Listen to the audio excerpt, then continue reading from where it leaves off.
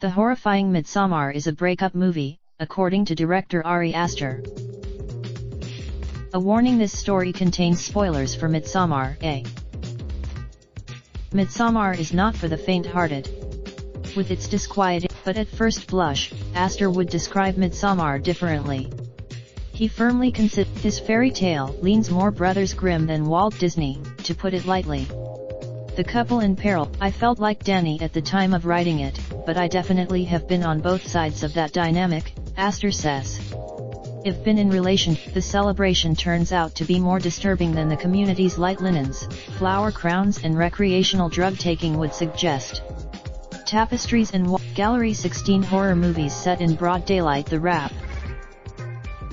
This is an Ari Aster movie, remember, so the British visitors don't actually get to leave.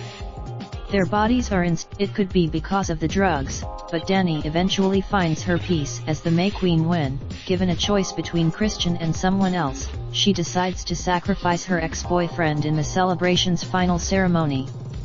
He is stitched into. Might this be one of the most horrifying breakup movies to ever exist? Yes, absolutely. MSN are empowering women in sport this summer. Find out more about.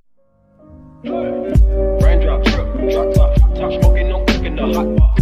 Fucking on your bitch, yeah, that. Looking up, open the park pot.